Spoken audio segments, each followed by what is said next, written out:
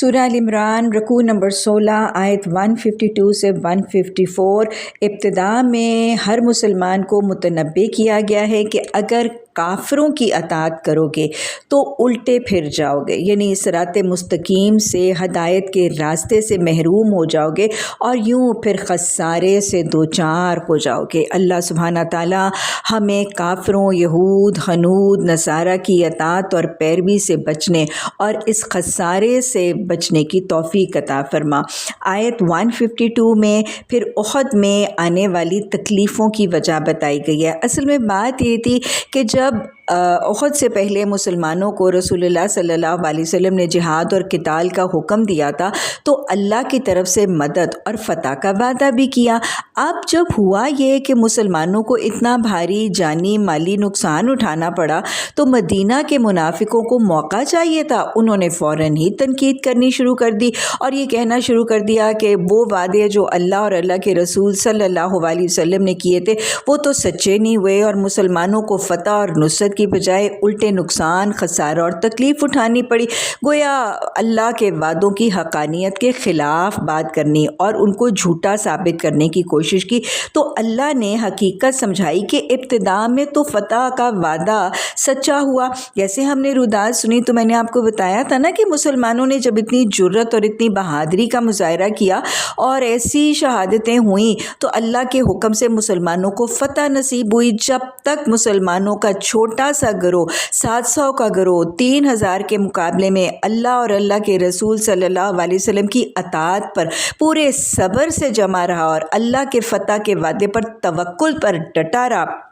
تو اللہ کی مدد آئی، مسلمانوں کو ابتدا میں فتح ہوئی۔ اور ہم نے دیکھا کہ صحابہ اکرام نے فرمایا کہ مشرکین مکہ کا لشکر دوڑ رہا تھا اور مشرکین مکہ کی عورتیں بھی اپنے پنڈلیاں کھولے، اپنے لباس اٹھا کے الٹے پاؤں بھاگ رہی تھیں۔ تو یہی اللہ نے فرمایا کہ ابتدا میں تو اللہ نے جو فتح کا وعدہ کیا تھا وہ سچا ہوا، لیکن جب گروہ کا رویہ بدلا، جب ان کے دل میں مال کی محبت، ہرس، ہوس، طمع، لالچ اور پھر جلد بازی سے مال اور مال غنیمت سمیٹنے کی ہوس آئی اور پھر نعوذ باللہ رسول اللہ صلی اللہ علیہ وسلم کی بدگمانی کا بھی شکار ہوئے تو بس کیا ہوا، نافرمانی کر بیٹھے، اللہ اور اللہ کے رسول صلی اللہ علیہ وسلم کی نافرمانی کر کے وہ درے کی حفاظت جس کی بڑی سخت تاکید تھی اس کو چھوڑ بیٹھے۔ اور پھر جب آپ صلی اللہ علیہ وسلم تنہا بھی تھے اور آپ پکار رہے تھے الیہ عباد اللہ تو ان کی پکار پر لبیک بھی نہیں کہہ رہے تھے، نبی صلی اللہ علیہ وسلم کی حفاظت میں کمی بھی کی، تو یہ سارے کے سارے ان کے اپنے غلط رویے دکھا کر اللہ نے پھر تبصرہ فرمایا کہ تمہاری اپنی ان غلط رویوں اور ان غلط کمیوں اور کوتاہیوں اور نافرمانیوں کی وجہ سے پھر تم پر غم آیا۔ یعنی کیا بتایا اللہ نے کہ یہ سارا کچھ تمہارے اپنے ہاتھوں کا لایا ہوا ہے۔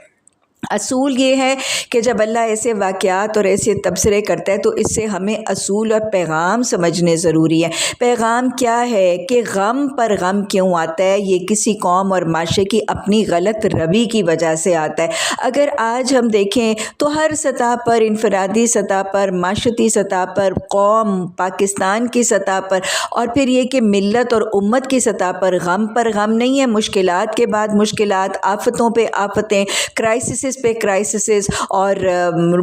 رکاوٹوں پہ رکاوٹیں آتی چلی جا رہی ہیں۔ وجہ کیا ہے؟ اگر ہم دیکھیں تو کیا ساری کی ساری ہر سطح پر حب دنیا، مال کی محبت اور دنیا کی محبت گھر نہیں کرتی ہوئی نظر آتی ہے؟ اور پھر کیسے اللہ کے قرآن اور نبی صلی اللہ علیہ وسلم کی حدیث کی تعلیمات کی نافرمانی بھی ہے، نبی صلی اللہ علیہ وسلم کی سنت کے اتباع کی کمی بھی ہے، اور پھر کیا رسول اللہ صلی اللہ علیہ وسلم کی حفاظت آج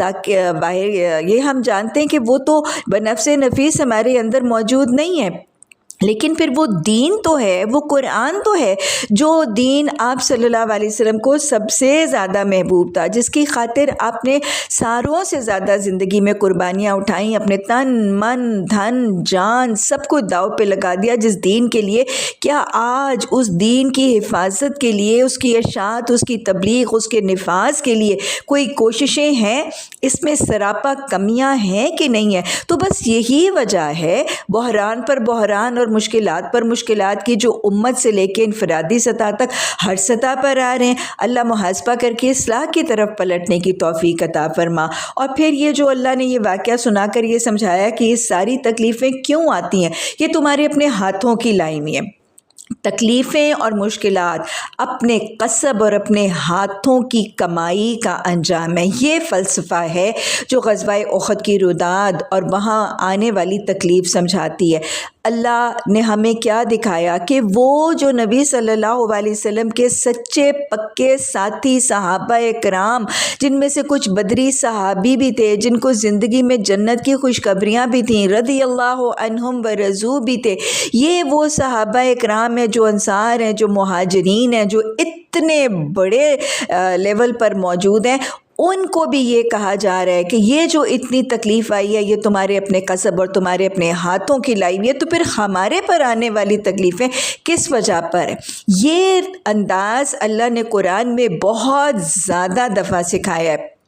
جہاں اللہ تکلیفوں اور مشکلات کے پرچوں کو حل کرنے کے لیے اور طریقے بھی بتاتا ہے کہ ذکر کرو، شکر کرو، صبر کرو، تکلیف کو جائز اور حلال طریقے سے دور کرنے کی کوشش کرو، اور پھر یہ سب کچھ کر کے اللہ پر توکل کرو، اور یہ یاد رکھو کہ تکلیفیں اللہ حکیم کی طرف سے، ان میں کوئی نہ کوئی خیر اور حکمت ضرور کار فرما ہوگی تاکہ تم اس تکلیف میں بھی راضی برضا رہو۔ تو ان سارے کے سارے طریقہ کار کو جو اللہ غم اور تکلیف اور دکھ کے پرچوں کو حل کرنے کا سکھاتا ہے، اس کے ساتھ لگاتار بارہا یہ تصور بھی سمجھایا جاتا ہے کہ جب کوئی تکلیف جیسی بھی ہے، جسمانی ہے، مالی ہے، روحانی ہے، سوشل ہے، سائیکلوجیکل ہے، ایموشنل ہے، اکنامک ہے، کسی بھی قسم کی تکلیف ہے، تو یہ یاد رکھو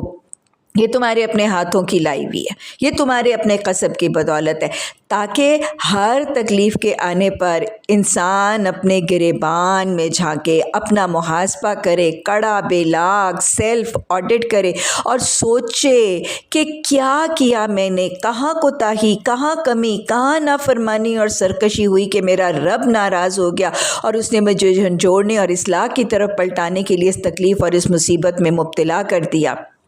اپنا محاسبہ کرنا ضروری ہے، ہر تکلیف کے آنے پر ذاتی محاسبہ کرنا ضروری ہے، اور محاسبہ کرتے وقت جب ہم اپنے گریبان میں جھانکیں گے تو دکھ اور تکلیف کے وقت دل نرم ہوتا ہے۔ میں آپ کو بتاؤں that believe you me، ایک کمی نہیں، اتنی کمی اور کوتاہیاں نظر آئیں گی تو اس میں سے کوئی ایک جو ہے اس کو پک آؤٹ کر لینا ہے، اور پھر اس پر اعتراف، اس پر ندامت، اس پر پشیمانی کہ اللہ مجھ سے ہو کیا گیا، میں نے تیری نافرمانی کر کیسے لی، تیرا دیا کھاتا، تیرا دیا پہنتا، اڑاتا لنڈاتا، اولادیں مال تیری دی ہوئی میری زندگی کی خوشحالی اور سکون کا ذریعہ، اور میں تیری نافرمانی کر بیٹھا۔ بس محاسبہ کرنے کے بعد استغفار کرنا ہے، اللہ سے اس گناہ کی بخشش طلب کرنی ہے، اور صرف بخشش نہیں، پھر اس سے اصلاح کا وعدہ کرنا ہے اور اس سے اصلاح کی مدد مانگنی اور اصلاح کی طرف پلٹنا ہے۔ یہ ہر تکلیف اور ہر غم پر جب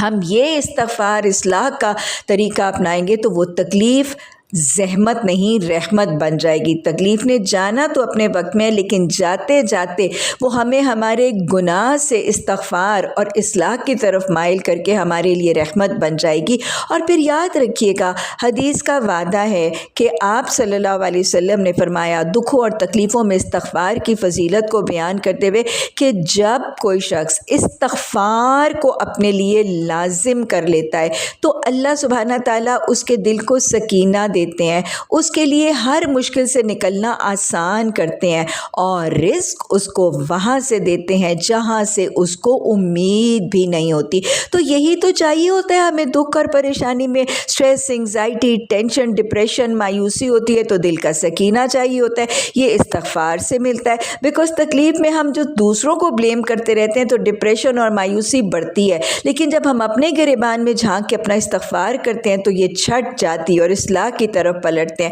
اور پھر ہر تکلیف سے نکلنا آسان کرتا ہے۔ وہ استغفاری تو تھا حضرت یونس علیہ السلام کا مچھلی کے پیٹ میں، جس نے اندھیروں سے مچھلی کے پیٹ سے نکلنا استغفار نے آسان کر دیا تھا۔ استغفار ہر بڑی سے بڑی ناگہانی مشکل سے نکلنے کا ذریعہ بنتا ہے، اور پھر تنگی میں رزق کی تنگی ہوتی ہے، یہ بھی استغفار دور کر دیتا ہے۔ تو یاد رکھیے گا